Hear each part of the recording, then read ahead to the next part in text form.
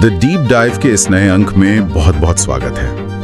आज की इस गहन चर्चा का विषय एक ऐसा सिनेमाई तूफान है जिसने पिछले कुछ महीनों में मनोरंजन जगत और यहाँ तक कि राजनीतिक गलियारों की भी हर बातचीत पर पूरी तरह से कब्जा कर लिया है। हाँ, और वो तूफान है दिसंबर 2025 में रिलीज हुई ब्लॉकबस्टर फिल्म धुरंधर। बिल्कुल। आज के इस गहन विश्लेषण के लिए हमने बहुत सारे स्रोतों को खंगाला है। इसमें अखबारों की विस्तृत न्यूज़ रिपोर्ट शामिल हैं, विकिपीडिया के पन्ने हैं, बॉक्स ऑफिस के बेहद जटिल आंकड़े हैं, और सिर्फ इतना ही नहीं बल्कि YouTube पर जो बड़े आलोचकों के विश्लेषण हैं और रेडिट पर चल रही दर्शकों की गर्मागर्म बहसें भी हमने शामिल की हैं। सही कहा। और उन असली खुफिया ऑपरेशंस के ऐतिहासिक लेख भी हमने देखे हैं जिन पर यह फिल्म आधारित बताई जा रही है। तो आज का हमारा मिशन एकदम स्पष्ट है।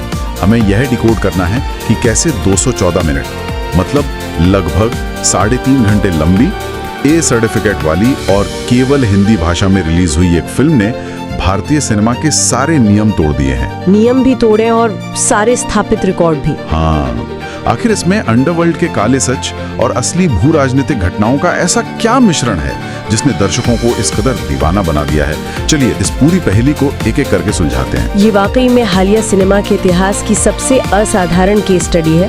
मैं कहूंगी कि अगर हम शुरुआत इसके बॉक्स ऑफिस के तूफान और सिनेमा के नए अर्थशास्त्र से करें तो जो आंकड़े सामने आते हैं वो किसी भी विश्लेषक का दिमाग घुमाने के लिए काफी हैं। आंकड़े तो सच में चौंकाने वाले हैं। बिल्कुल। फिल्म का कुल बजट लगभग 225 करोड़ रुपए था। आज के समय में इतने बड़े बजट की फिल्म का हिट होना ही बहुत बड़ी बात है। लेकिन अगर हम इसके निवेश पर रिटर्न यानी जो इसका ROI है उसे देखें तो ये 297% के पार जा चुका है।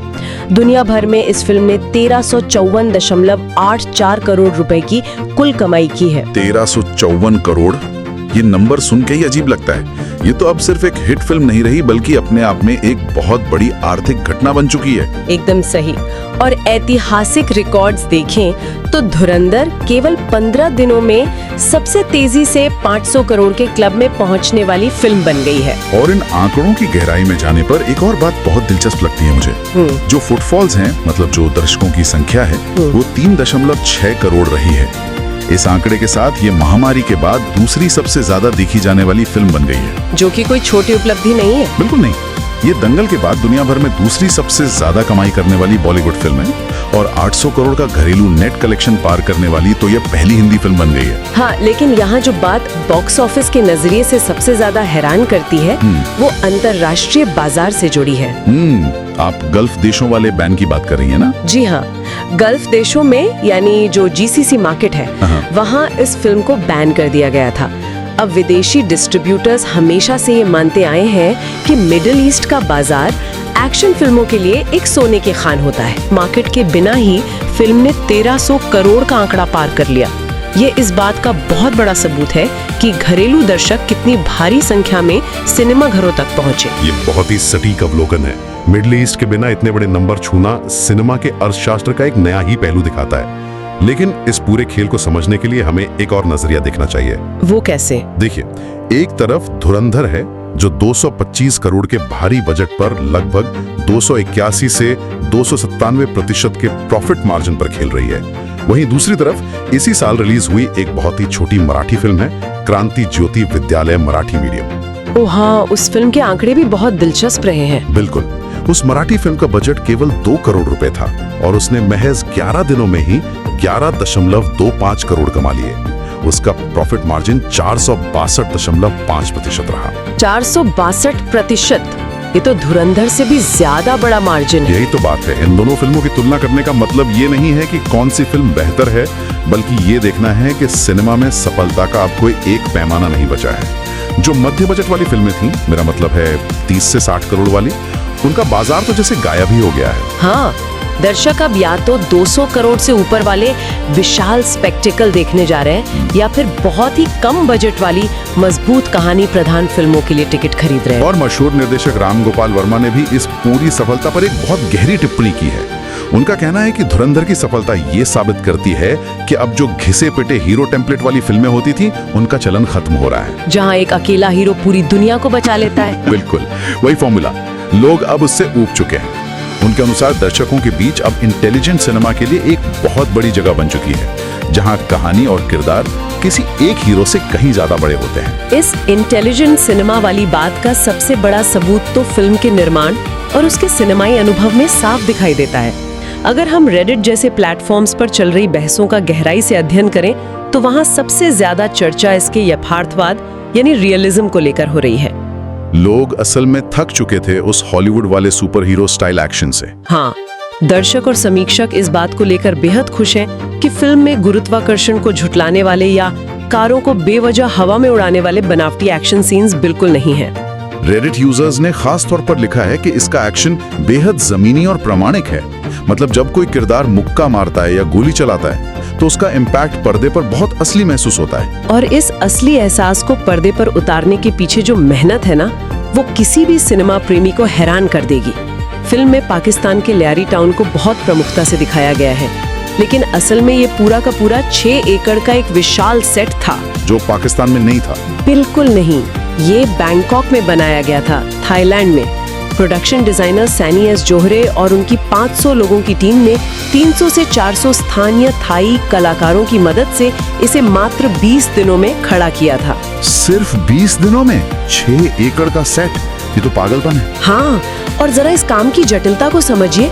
बैंकॉक जैसी जगह में एक पूरा पाकिस्तानी मोहल्ला बनाना जहाँ फ्रेम में गलती से भी कोई थाई वास्तुकला या भाषा न दिख जाए, ये बहुत मुश्किल था। तो उन्होंने इसे असली दिखाने के लिए क्या किया? प्रामाणिकता लाने के लिए दीवारों को कृत्रिम रूप से पुराना और घिसा हुआ लुक दिया गया।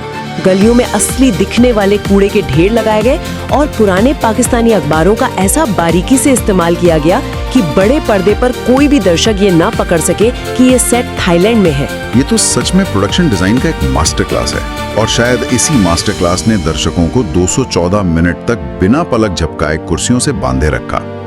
आज के इस दौर में जहां लोग शॉर्ट वीडियो रील्स देखकर तुरंत बोर हो जाते हैं, वहां 3.5 घंटे लंबी फिल्म का सफल होना एक चमत्कार जैसा ही है। जोधा अकबर के बाद ये सबसे लंबी हिंदी फिल्म बन गई है। हाँ, और फिल्म की गति और प्रवाह को बनाए रखना कितना जरूरी है, ये इस बात से समझा जा सकता है कि जब ये फिल्म नेटफ्लिक्स पर डिजिटली रिलीज हुई, जिसके rights by the way 130 crore रुपए की भारी भरकम डील में बिके थे, तो मेकर्स ने उसमें से 9 मिनट के स्मोकिंग डिस्क्लेमर हटा दिए। अच्छा, वो नीचे जो चेतावनी आती है स्क्रीन पर? जी हाँ, हर बार जब कोई किरदार सिगरेट पीता था तो स्क्रीन पर आने वाली वो चेतावनी कहानी के तनाव को तोड़ रही थी, इसलिए डिजिटल रिलीज से उसे हटा दिया गया। ये एक बहुत ही रणनीतिक कदम था, क्योंकि फिल्म का तनाव और उसकी डार्क थीम ही तो उसकी असली ताकत है। हालांकि रेडिट पर दर्शकों के एक वर्ग ने एक हिदायत भी साझा की है।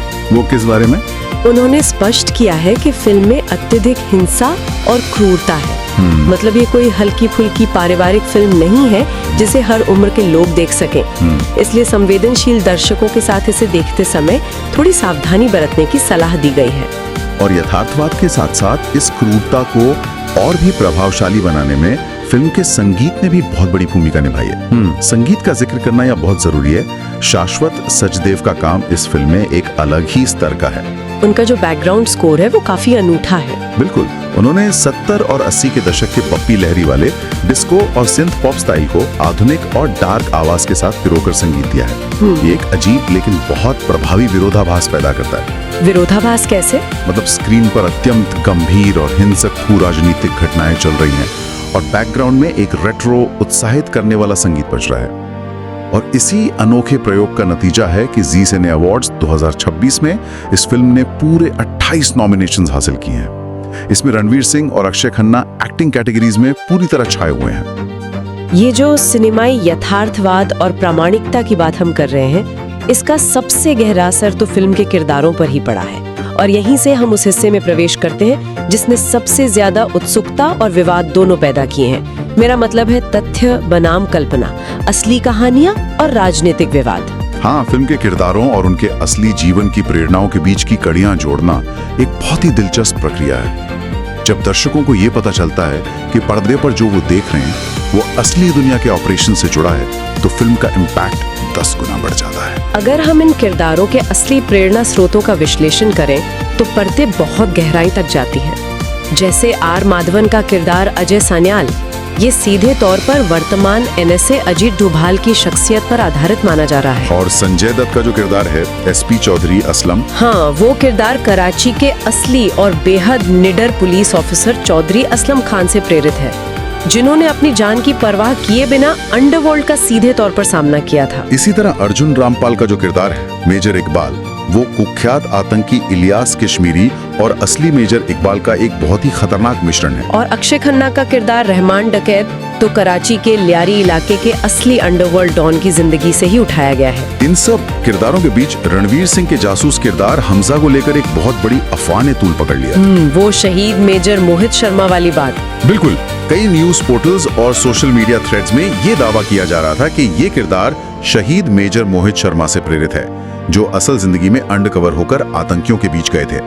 ये विषय बहुत ही संवेदनशील हो गया था, लेकिन विवाद को बढ़ता देख और शहीद के परिवार की आपत्तियों के बाद निर्देशक आदित्य धर ने खुद सार्वजनिक रूप से इसका स्पष्ट खंडन किया। ऐसे संवेदनशील विषयों पर फिल्में बनाते समय विवाद होना तो लाजमी है, और यहाँ उन विवादों का निष्पक्ष रूप से विश्लेषण करना बहुत जरूरी हो जाता है। हमारी इस चर्चा का मकसद भी यही है कि हम दोनों पक्षों के नजरिए को सामने रखें। बिल्कुल। तो विवाद की असली जड़ ये है कि फिल्म में 26/11 और IC-841 विमान अपहरण के असली फुटेज और आतंकियों की असली ऑडियो रिकॉर्डिंग का सीधा इस्तेमाल किया गया है। और ठीक इसी जगह पर आकर समाज और समीक्षकों का नजरिया दो स्पष्ट धड़ों में बढ़ जाता है। एक तरफ वो दक्षिणपंथी या राष्ट्रवादी नजरिया है। वॉल स्ट्रीट जर्नल जैसे प्रतिष्ठित अंतर्राष्ट्रीय प्रकाशनों ने इस फिल्म को एक मास्टरपीस कहा है। उनका तर्क क्या है? उनका तर्क है कि ये पहली फिल्म है जो आतंकवाद, ऐतिहासिक भू राजनीति और जासूसी का इतना यथार्थवादी और साहसिक चित्रण करती है। वे मानते हैं कि भारतीय सिनेमा ने इन विषयों को हमेशा बहुत कूटनीतिक तरीके से पेश किया था, लेकिन धुरंधर सच्चाई को उसी क्रूरता के साथ दिखाती है जैसा वह असल में है। वहीं दूसरी तरफ अगर हम वामपंथी और उदारवादी नजरिए से देखें तो कई शिक्षाविदों और आलोचकों ने इस फिल्म को सीधे तौर पर प्रोपेगेंडा का नाम दिया है। हाँ, उनकी चिंता विशेष रूप से कुछ संवादों को लेकर है जो बहुत तालियां बटोर रहे हैं। जैसे वो डायलॉग है ना, ये नया इंडिया है, घर में घुसेगा। बिल्कुल। आलोचकों का तर्क है कि इस तरह के संवाद और पाकिस्तानी किरदारों का अमानवीय चित्रण एक विशेष प्रकार के राजनीतिक लाभ के लिए गढ़ा गया नैरेटिव है। वे मानते हैं कि यह सिनेमा जटिल भू राजनीतिक समस्याओं को केवल ब्लैक एंड व्हाइट में दिखा रहा है, और सिनेमा के पर्दे पर मनोरंजन के लिए असली आतंकी हमलों की ऑडियो रिकॉर्डिंग का इस्तेमाल करना उनके अनुसार पीड़ितों के प्रति गहरी संवेदनहीनता है। इसी राजनीतिक संवेदनशीलता के चलते फिल्म को कानूनी नोटिसों का भी सामना करना पड़ा। वो बलोच शब्द वाला विवाद। जी, भारी विरोध प्रदर्शन के बाद डिस्ट्रीब्यूटर्स को फिल्म के कुछ संवादों से बलोच शब्द को म्यूट करना पड़ा, क्योंकि समुदाय के सदस्यों ने इसे अपने लिए मानहानिकारक बताया था। सिनेमा जब असल जिंदगी के इतने करीब पहुंचता है तो ये सब तो होता ही है। लेकिन इन तमाम भारी भरकम विवादों और रिकॉर्ड तोड़ कमाई के बीच सिनेमा प्रेमियों के लिए जो सबसे बड़ी खबर है वो ये है कि ये खूनी खेल अभी खत्म नहीं हुआ है। असल में इस फिल्म की शूटिंग केवल एक फिल्म के रूप में नहीं हुई थी। इस पूरे प्रोजेक्ट को इसके सीक्वल के साथ ही एक ही बार में शूट किया गया था। ये जानकारी तो किसी उत्सव से कम नहीं है श्रोताओं के लिए।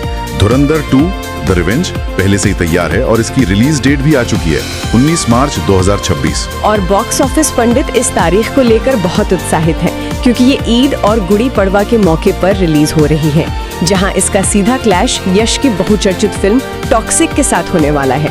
बहुत बड़ा क्लैश होगा ये, और एक रणनीतिक बदलाव भी है। पहली फिल्म सिर्फ हिंदी में थी, लेकिन सीक्वल को तमिल, तेलुगु, मलयालम और कन्नड़ सहित 5 भाषाओं में एक पैन इंडिया रिलीज के तौर पर उतारा जा रहा है। और जब स्केल इतना बड़ा हो जाता है तो बिजनेस की दुनिया के दाव भी पड़ जाते हैं। जियो हॉटस्टार ने इसके OTT राइट्स के लिए 150 करोड़ रुपए चुका दिए हैं और टी सीरीज ने 45 करोड़ में इसके म्यूजिक राइट्स खरीद लिए हैं। व्यापार तो अपनी जगह है, लेकिन कहानी के नजरिए से देखें तो सीक्वल के संकेत बहुत सारे सवाल खड़े कर रहे हैं। सबसे रोमांचक सवाल तो यही है कि आगे क्या भूचाल आएगा जब उजैर बलोच को ये सच्चाई पता चलेगी कि रहमान को खुद हमजा ने ही धोखे से मारा था। और उससे भी बड़ा सवाल है कहानी में बड़े साहब की एंट्री। क्या ये बड़ा साहब दाऊद इब्राहिम है जिसे दानिश इकबाल निभा रहे, या कोई और खूंखार आतंकी मास्टरमाइंड? ये सस्पेंस सीक्वल के लिए बहुत मजबूत जमीन तैयार कर चुका है। आज की इस पूरी चर्चा को अगर एक धागे में पिरोया जाए तो एक बात बहुत साफ तौर पे सामने आती है। ये पूरी यात्रा साबित करती है कि जब गहराई से रिसर्च की गई, किरदारों पर आधारित कहानी पर्दे पर उतारी जाती है तो उसे सराहने वाला एक बहुत बड़ा वर्ग मौजूद है। जानकारी के इस युग में जहां सूचनाओं की बाढ़ है, एक अच्छी कहानी अपना रास्ता बना ही लेती है। ये निष्कर्ष बिल्कुल सटीक है, लेकिन इस पूरी सफलता और बदलते सिनेमाई ढांचे को देखकर एक बहुत ही विचारोत्तेजक सवाल जहन में आता है, जिस पर श्रोताओं को खुद सोचना चाहिए। जब सिनेमा ऐतिहासिक त्रासदियों और ब्लॉकबस्टर मनोरंजन के बीच की रेखा को पूरी तरह से धुंधला कर देता है, जैसे सिनेमाई रोमांच बढ़ाने के लिए आतंकी हमलों के असली ऑडियो रिकॉर्डिंग का सीधा इस्तेमाल करना, तो एक बहुत बड़ा नैतिक सवाल खड़ा होता है। क्या आने वाली पीढ़ियां भू राजनीतिक संघर्षों के दर्दनाक वास्तविक इतिहास और बड़े पर्दे पर दिखाए गए इस नाटकीय एक्शन से भरपूर संस्करण के बीच का अंतर समझ पाएंगी, या फिर यह मनोरंजन ही इतिहास की नई किताब बन जाएगा? ये वास्तव में एक ऐसा सवाल है जो सिनेमा के भविष्य और समाज पर इसके प्रभाव की एक बहुत गंभीर तस्वीर पेश करता है। आज के इस गहन विश्लेषण में बस इतना ही। इन सवालों के साथ इस विषय पर अपनी स्वतंत्र खोजबीन जारी रखना हमेशा फायदेमंद होता है। अलग अलग नजरिया पढ़ते रहें और सिनेमा की इस दुनिया को समझते रहें। फिर मिलेंगे एक नए विषय के साथ, तब तक के लिए अलविदा।